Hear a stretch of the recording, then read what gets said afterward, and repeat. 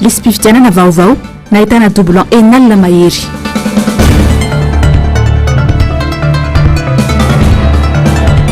Enina fitopolo taona ny tolom-panafahana fito amby efapolo veromonoka andrany ireo martiora.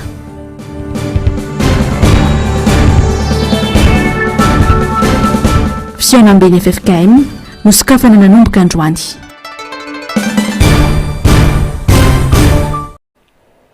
Misaotrana hoatrano manaraka tsy tapaka ny fahitalavitry ny MBS tonga soa anatin'ny pejy ny fampahalalam-baovao ianao amin'izao takariva izao manolotra ny arabatra manasanao ampitiavana anaraka ny fotoana ny vaovao hatramin'ny farany. Pejy ny finoana avy hatrany ary no anokafantsika ny fampahalalam-baovao amin'izao fotoana izao ny fahamarinana no manandratra ny firenena tsy ampandroso mihitsy ny fiatsaram-belatsy sy ny osika ary ny afetsena. Mpanohitra ny FFKM izay manohitra izany sombony tamin'ny afatry ny FFKM androany izany nandritra ny fanokafana ny fiaonam-beny FFKM teny amin'ny FJKM Ambohipanja fitiavana. Ahatra atelony ity fiaonana ity izay andraisany ratsamangaiky ny FFKM avy amin'ny faritra 13. Nzavandremahefa sy Tahiriny Aina. Nanamafy ny antso efa nataony ny FFKM manoloana ny raharaham-pifidianana isy eto Madagasikara. Anaramaso akaiky ny fizotry ny fifidianana rehetra ho atao ny FFKM ary miantso ny olo-pirenena rehetra tsy ankanavaka handray andraikitra isoratra anarana ao anatin'ny lisy mpifidianana anamarina izany ary ho tonga an-datsabato rehefa tonga ny fifidianana. Ny fiaonam-be FFKM arak'izay fanambara ombenimbeny avana malala ary anterina eto ny fanambarana dia nanao fanapahan-kevitra lehibe tamin'ny komity fohy be izay nataony tany Ambatondrazaka. Izany fanapahan-kevitra zany dia ny amin'ny hoe hiroso amin'ny fananganana indray fanomezana aina vaovao ny antsoina hoe andrimaso FFKM isika. Ka amin'izany dia zavatra roa lehibe no tena kendrentsika. Etsy an-daniny dia iriny ny FFKM amin'ny hetsika izay ataony amin'ny fanomezana aina zany andrimaso zany ny hananana FFKM mafiorina amin'ny mahasehatra ekumenika azy. Rehefa miresaka andrimaso sika ry havana malala dia misy zavatra anankiroa lehibe koa izay ampatsihevin'ny FFKM antsika. Io andrimaso io ao anatin'ny fiheverana ankapoben'ny olona dia miresaka fifidianana. Marina zany ry havana malala, marina zany ary handinika zany ny FFKM amin'ny andrimaso azy, hanaramaso ny fifidianana. Saingy zao amin'ny FFKM ny andrimaso dia tsy rafitra mpanaramaso ny fifidianana fotsiny fa indrindra koa hanaramaso ny fiainan'ny bahoaka sy ny fiainan'ny firenena. Ka asa miteboka sy voafetra amin'ny fotoana sy ny fifidianana ihany ny asan'ny andrimaso mijery momba amin'ny fifidianana fa asa mandavataona kosa ny asa fanaramaso ny fiainan'ny bahoaka ho amin'izay ampandrosoana marina ny firenena. Izany ry havana malala no antony izao fiaonana izao. Inona no andrasana amintsika menakavy? Ny andrasana amintsika menakavy ry havana malala dia misy zatra vitsivitsy. Efa nanapa-kevitra ny FFKM fa anao antsoavo amin'ny vahoaka malagasy tsy vaky volo. Tsy ny vahoaka ato anatin'ny FFKM ihany, tsy ny vahoaka kristiana ihany, fa amin'ny vahoaka malagasy tsy vaky volo.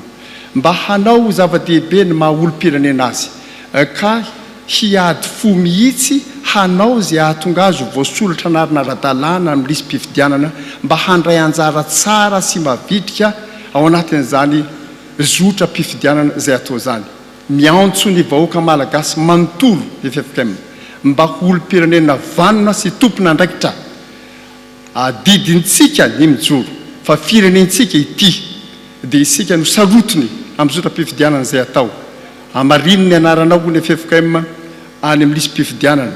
Misorata anarana any ianao ary rehefa tonga amin'ny fifidianana mandraisa anjara ianao ary rehefa atao zany zavatra zany mirotsay ianao handray andraikitra arak'izay manandrify anao mba hatanteraka zany ho amin'izay tena hasoty tanindrazana iombonana ity. Ny antso faharoa izay nataony ny FFKM ry havana malala ho antsika rehetra dia zao. Izingiziny ny FFKM ny fanambarana ny tenin'Andriamanitra manao hoe ny fahamarinana no manandratra ny firenena. Ny fahamarinana no manandratra ny firenena. Ny fiatsaram-belatsy, ny hosoka, ny afetsena samihafa izay mety hiasana eo amin'ny sehatra samihafa eo anivon'ny firenena dia tsy ampandroso mihitsy akory ity firenena ity. Ny fahamarinana ihany no manandratra ny firenena. Dia isika rehetra no hiaraka ho sarotiny hiady mba hitandrona zany fahamarinana zany. Ka izay rehetra tena vonona hiady ho amin'izany fahamarinana zany dia oko fantany fa miaraka aminy ny FFKM. Izay rehetra manohitra ny fahamarinana zany dia oko fantany mpanohitra azy ny FFKM.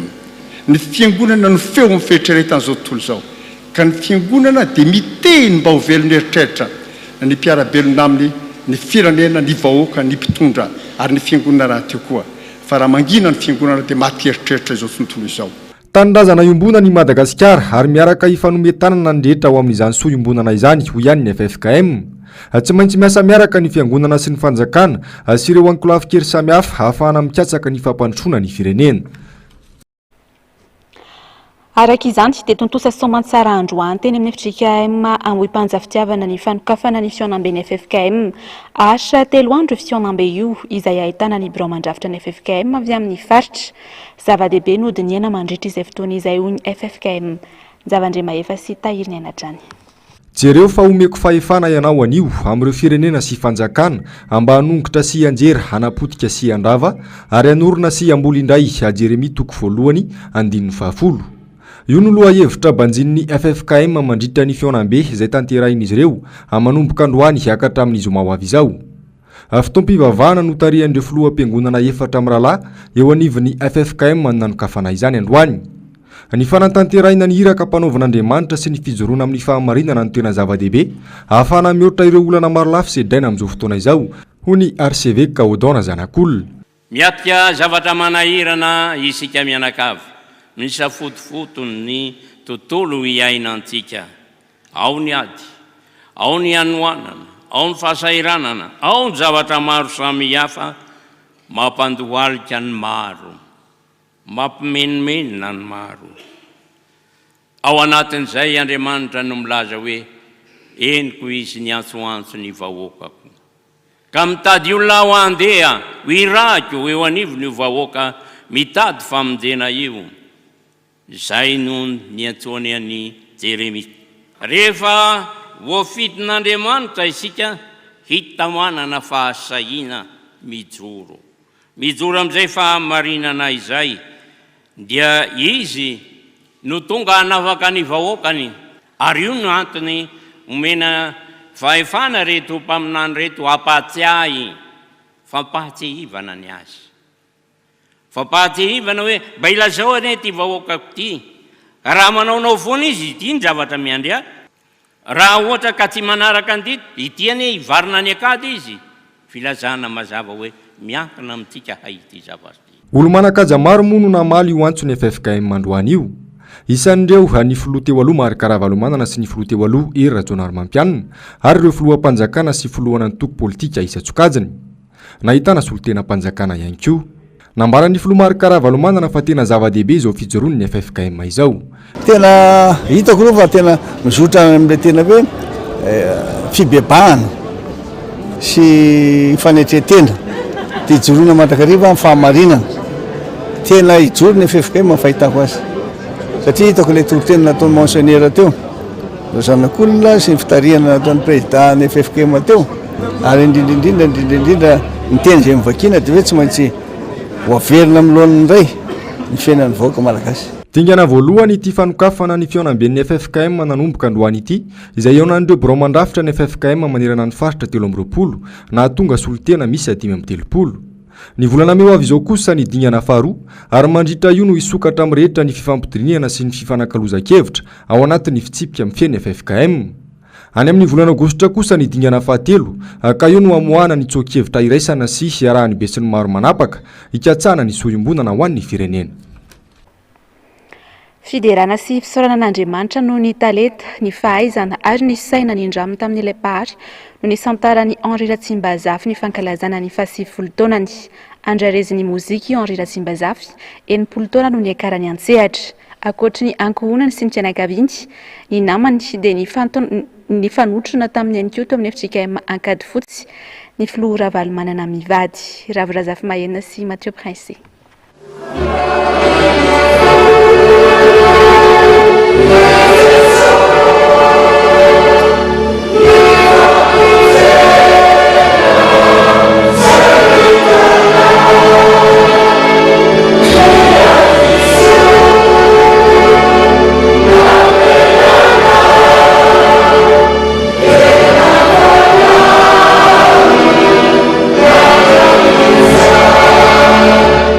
mandina ronjato ireo ira noforeniny sonokalony eo rira Tsimbazafy tao anatin'ny 10 taona ny akarany antsehatra ira mpitiavana ira fideranan'Andriamanitra ira maneho ny andavanandro mpianany malagasy no nandrotsirotsy ny malagasy tao anatin'izay fotoana izay fotoam-pivavahana no ny arahany fianakaviana ho fisaorana an'Andriamanitra no ny 10 taona ny eo rira Tsimbazafy androany etsivy momba teraka ny 20 martsa 3 izy mpamorikira ary mpihira santony any amin'ireo hira tsy afaka ambava vao maheno ny anarany hoe taiza foniao lamba blanc anao ny indramiko fiarandalamby sy ny maro hafa Andriamanitra isika mba dia afaka nakarazana araka taminao so tsy ngerenao fa sivy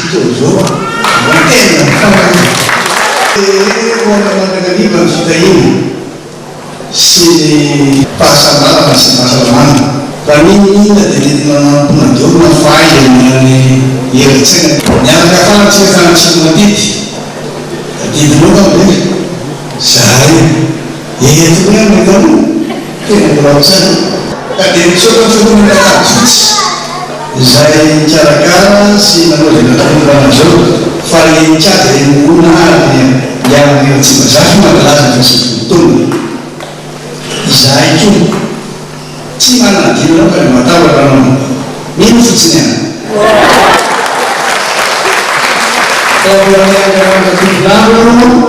dia tsy maintsy mioleny antsika na ny talona ny ankehitriny samy manana talenta avokoa amin'ny fihirana hoy Henri Ratsimbazafy samy zanaka mipanefy reo tsy fampidera tainy mahay daholo mahafinaritra daholo na ny tanora na zay fokony na zaran'izany dia fampianatra eo zay avy amin'ny tanora zay makazavatra ny tanora ngamba mety akao anay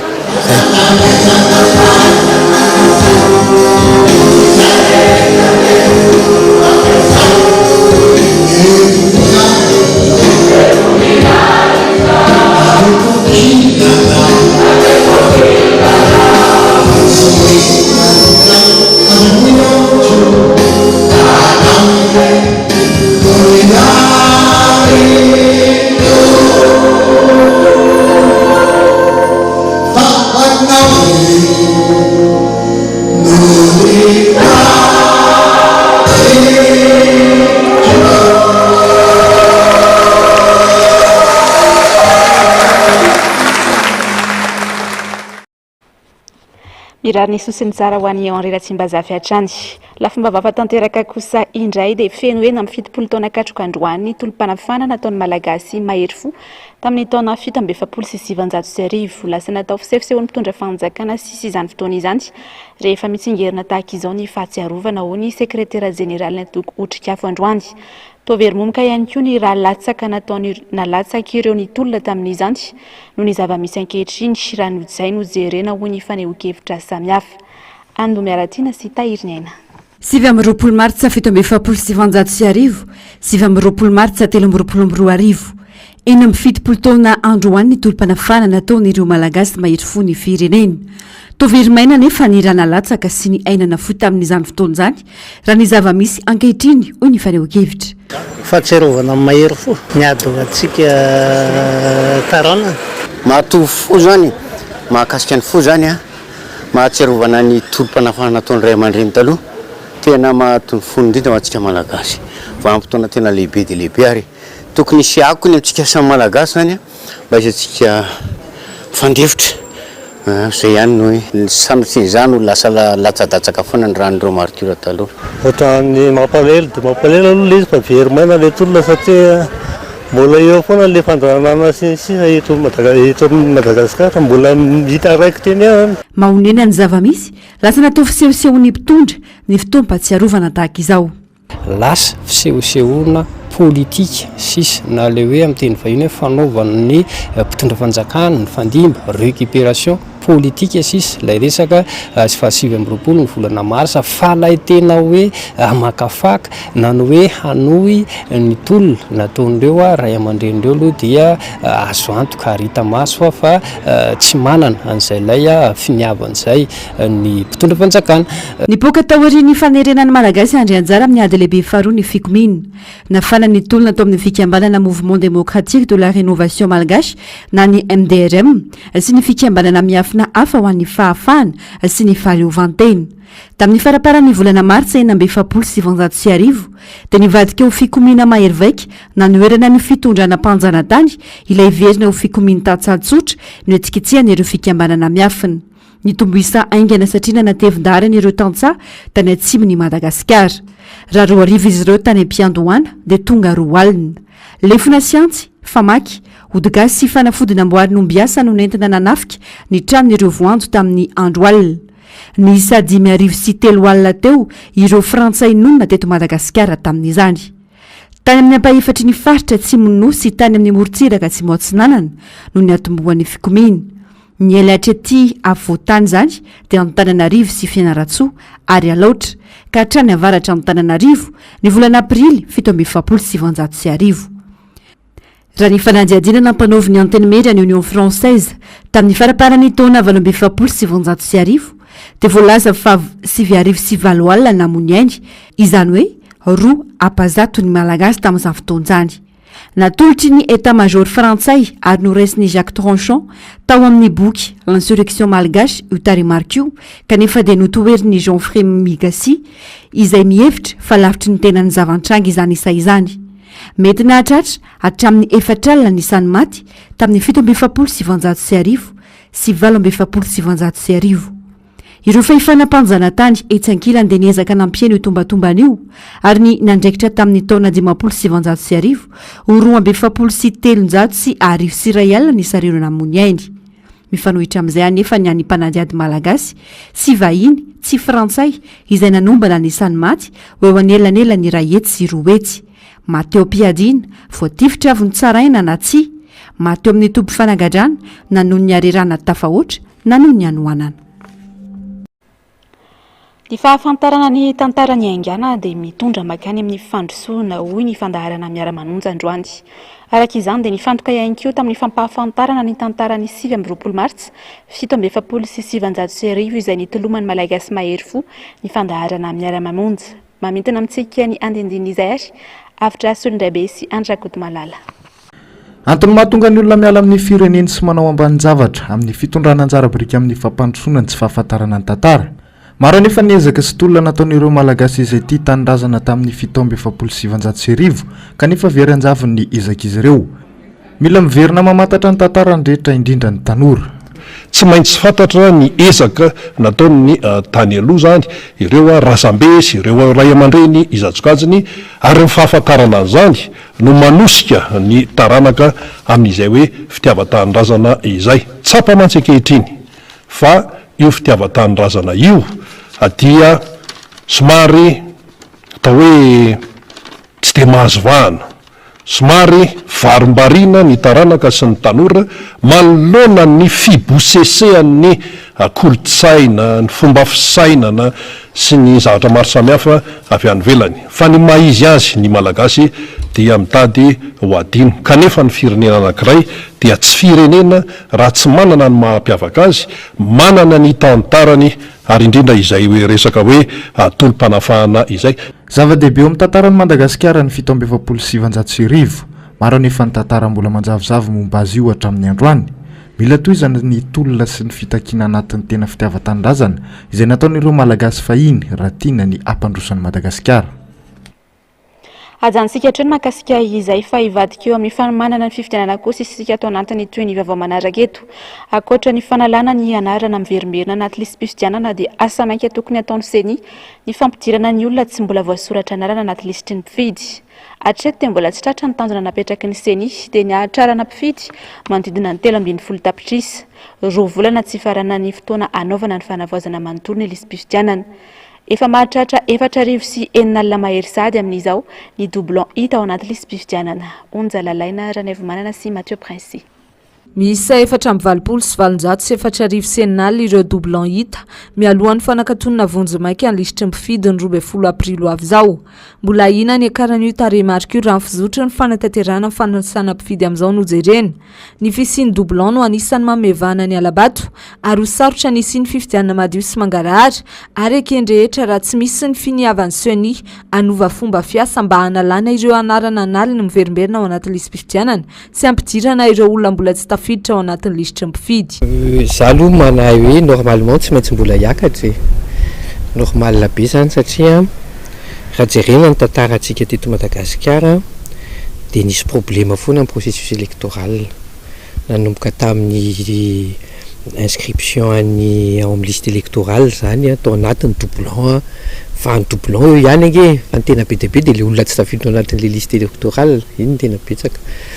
Dia après aorinan'izay dia misy ny alabato dia aorinan'izay tonga any amin'ny ACC dia misy an'le hoe sady tsy mitombona ny tsy azo raisina ka za zany mahita hoe tsy hitako mihitsy izay zavatra niova aloha teto par rapport amin'ny zavatra taloha. Donc zany normal be raha le mbola taloha ihany no miverina dia tsy dia hitako hoe tokony nisy mahagaga zany na kely ary.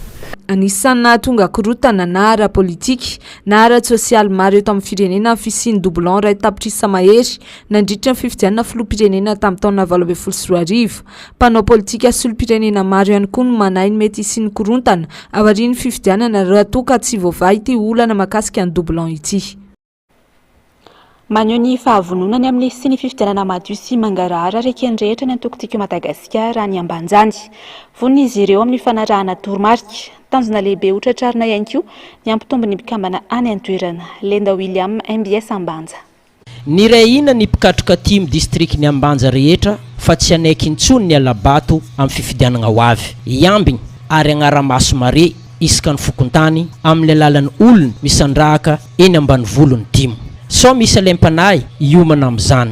Tsy maintsy apetraka ny rantsana timo jiaby agnatin'ny 420 commune ny Ambanja. Nanome toky an'ny président Ravalomanana ny 10 timo ny Ambanja fa tsy varotro olo amin'ny mpagnano politika hafa toy ny ataony. 10 timo Ambanja. Ka zay bureau zegny hitanao aloha ity. Zegny hoe anona Ravalomanana.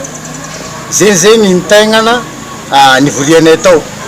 Agnano stratégie magnanakory fagnatanteragna io fifidianana io. Zay zegny ny tegna nivoriagna tao.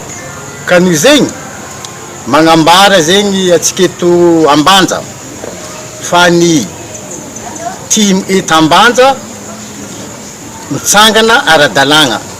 Ka noho zegny tsy vadika amin'ny Ravalomanana, tsy andafo olo amin'ny antoko politika hafa karaha ataony sasany. Fa zahay zay mitarika 10 timo eto Ambanja dia anona tegna anona Ravalomanana. Zay zegny zavatra tapakanay tao. Ny fagnitagnana olo isam-pokontany isoratra agnarana agnatin'ny lisitry ny mpifidy dia zavatra fatao isan'andro atao ny timo aty Ambanja amin'izao fotoana. Magnentana atsika vahoakany Ambanja mba hiditra amin'ny liste électorale satria io zegny no hialantsika mitrehitrehitsika le fijaliantsika amin'izio ty io. Ke raha ohatra tsika mitrehitrefo tsy hiditra amin'ny liste électorale tsy mivaha izy io. Olo antinentsika izy koa milatsaka président Ravalomanana izy no eritreretintsika amazy io. Ny vaovao manodidina ny fifidianana izay hatrany dia vakivavatra amin'ny olom-pirenena fa tsy azo atokisana ny firafitry ny seni sy ny fisarana avy momba lalam-pandroenana ankehitriny io. Mampalaina ny olona handray anjara amin'ny fifidianana izany raha tsy misy ny fanovana. Mampiakatra ny tsy fahatokisana amin'izay tena safidim-bahoaka marina ny zavatra mety iseho hoy izy ireo tamin'ny andro miaratiana sy tahirinena.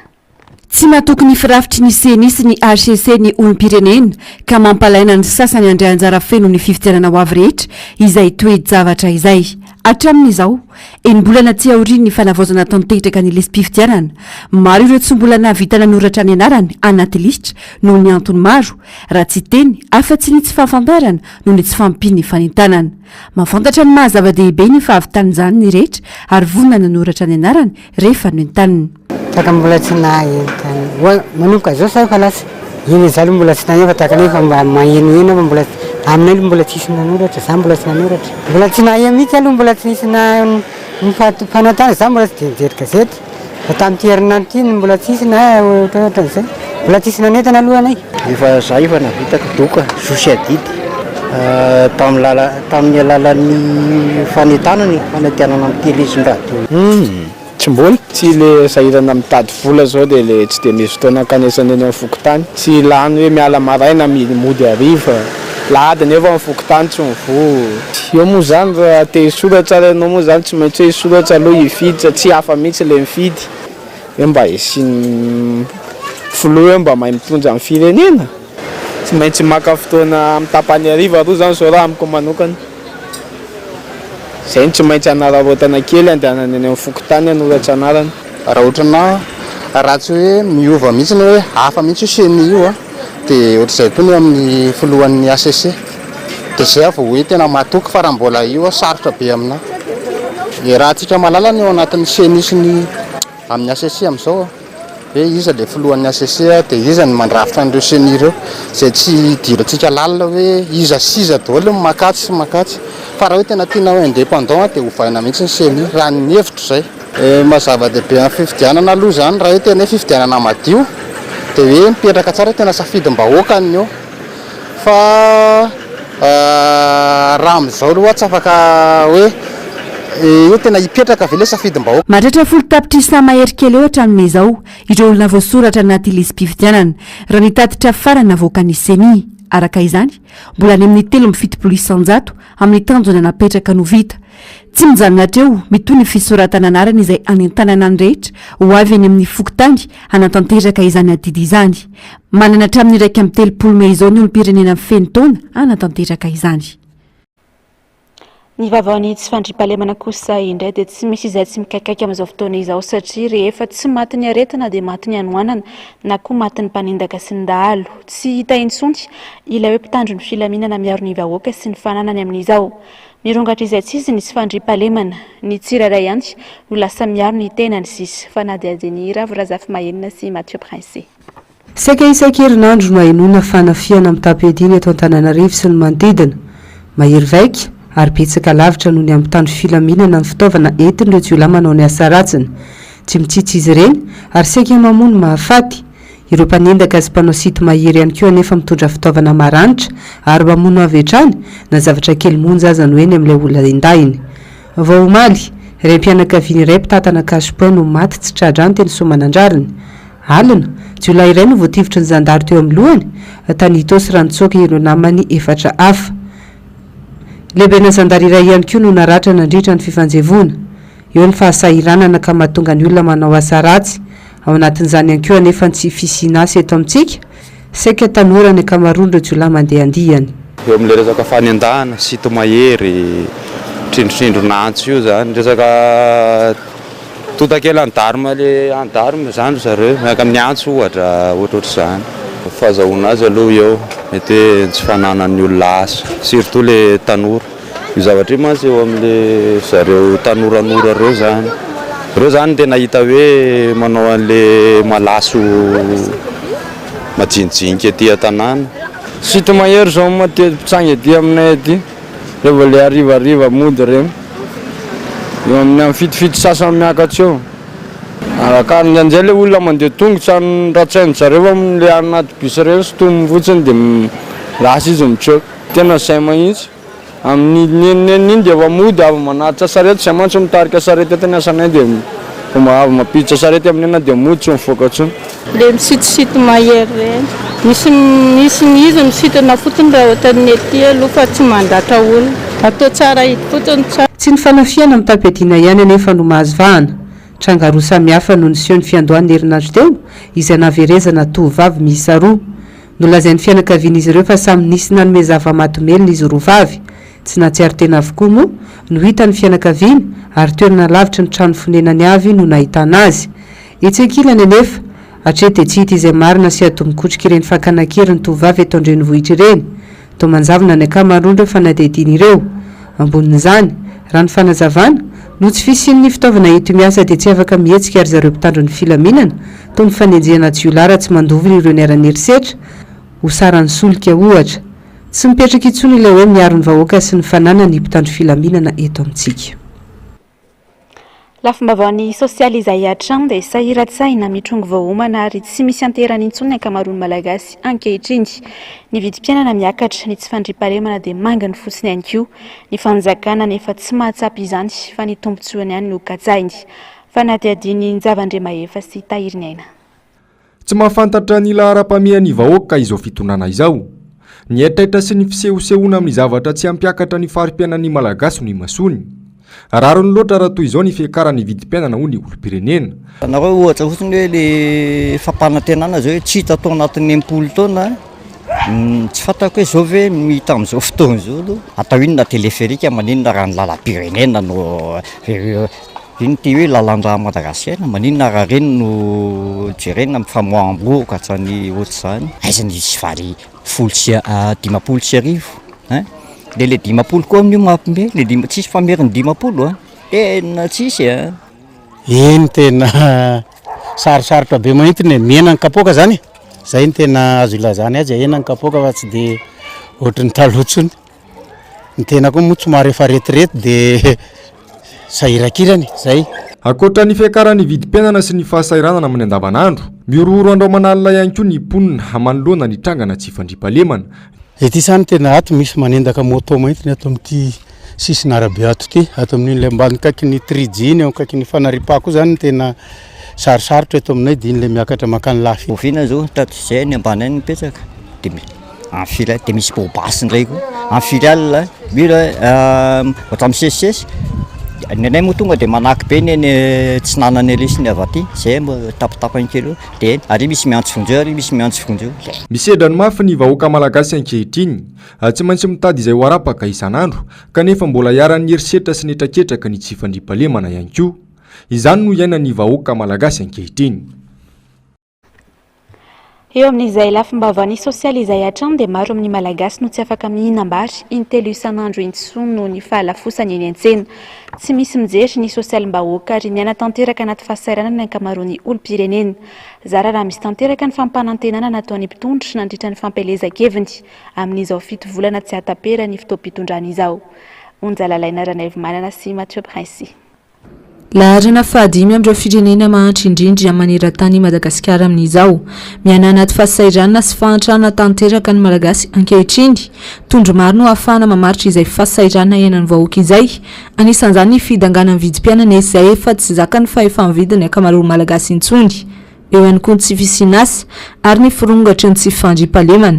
Misy sakafo tsy zarizary ny olona vokatry ny alafosy ny vidim-bary sy ny sakafo eny an-tsena. Saika mampiena ny vary arotsany ny tokatrano maro. Misy mihitsy azy ireo tsy misakafo atoandro intsony vokatry izay alafosy ny vidim-bary izay. Tena mazaka-mazana no vidim-piainana amin'izao dia vidim-bary miakatra dia miakatra.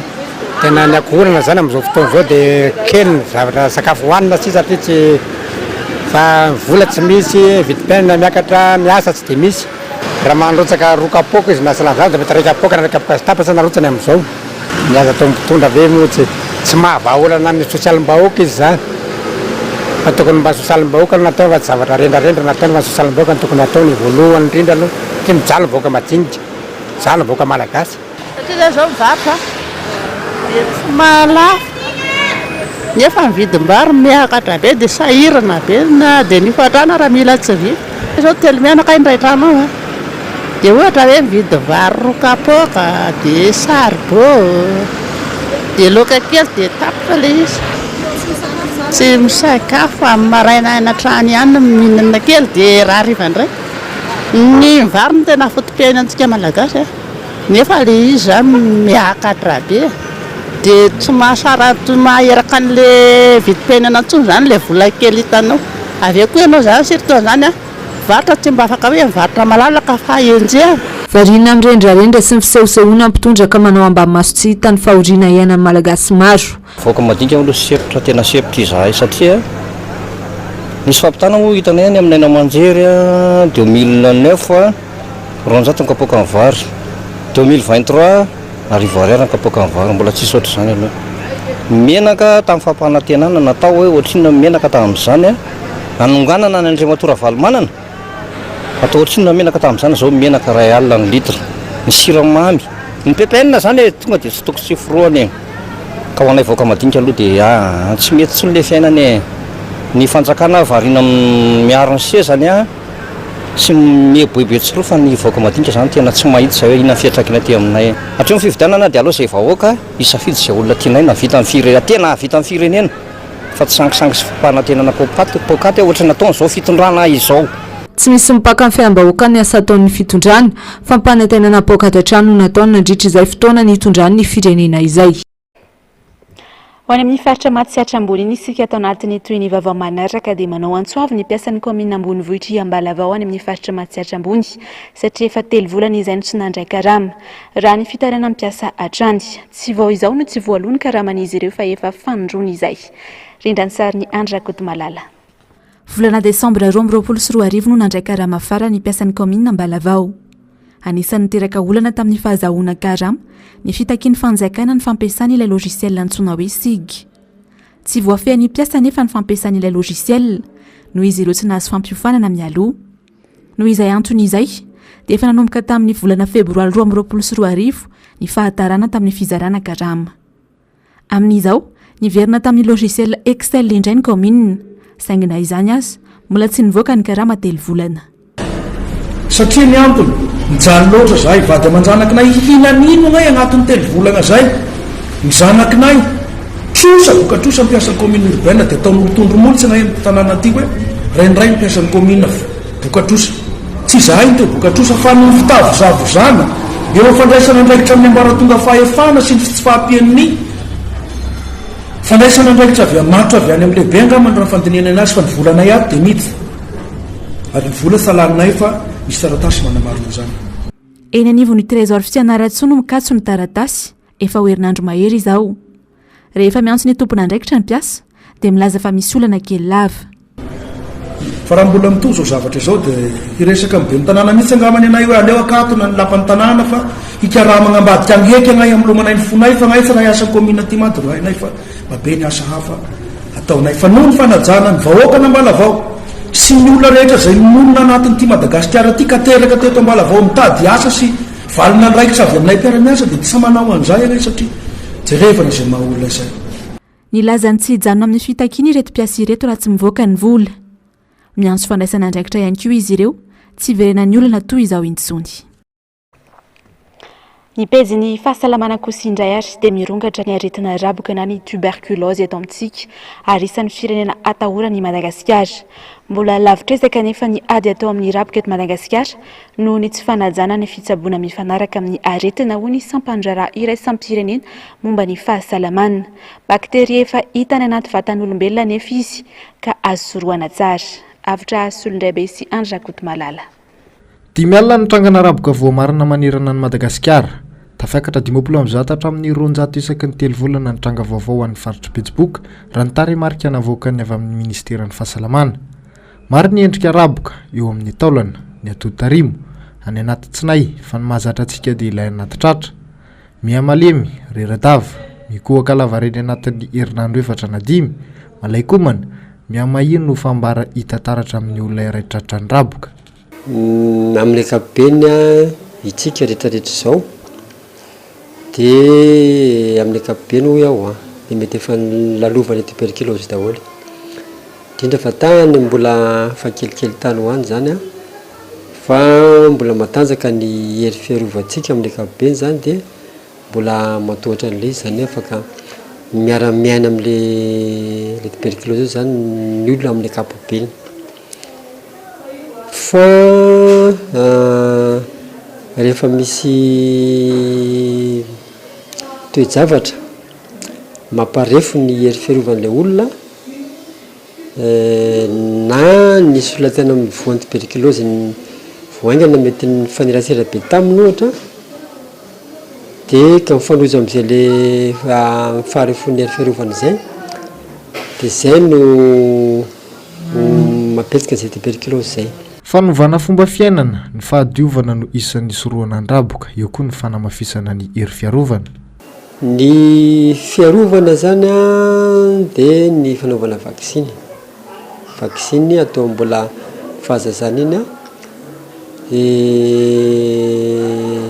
fiarovana kosa mazava ho azy mila manana toe-pahasalamana fomba fiaina ara-pahasalamana zany ohatra ny trano zao mila azo ny andro tsara, mila azo ny rivotra, dia tsy tokony indraindray ny any ambanivohitra miara-maina biby any ambany-driana ny olona ty ambony-driana dia le fofona avany ambany miakatra makaty ambony dia lasa mabikoaka.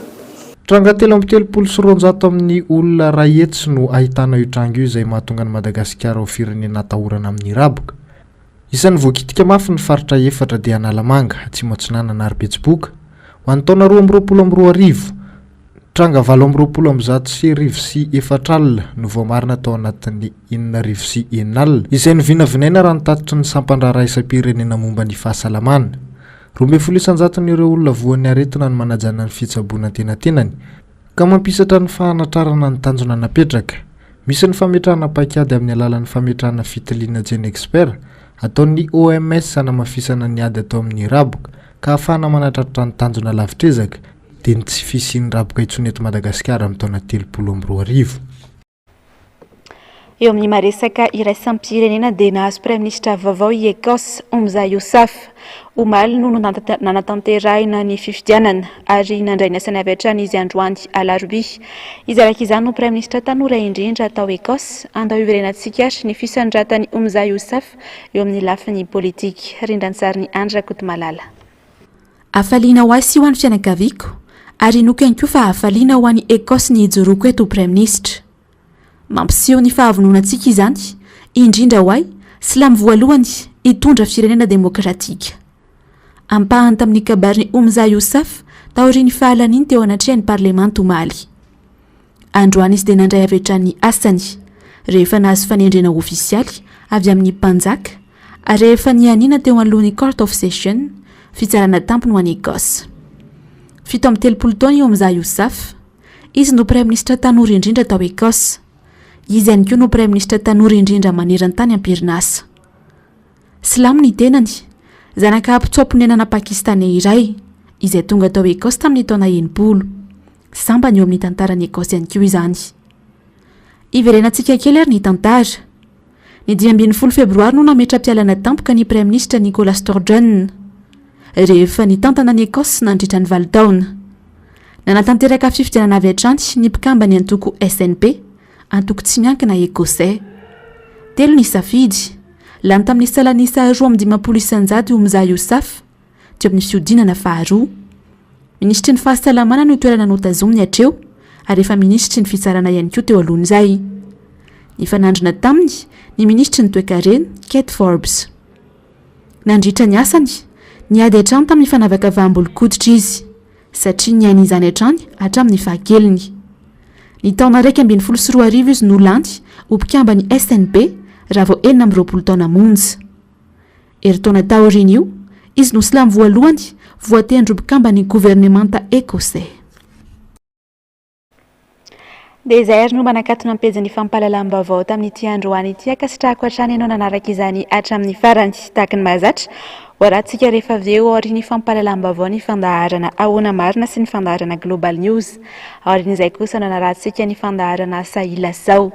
Ny horonan-tsary hoarahantsika amin'ity androany ity dia mitondra ny lohateny hoe Meia, la princesse rebelle. Ny tena kosa ametraka ny veloma mandra-pitafa ho amin'ny manaraka indray tompoko.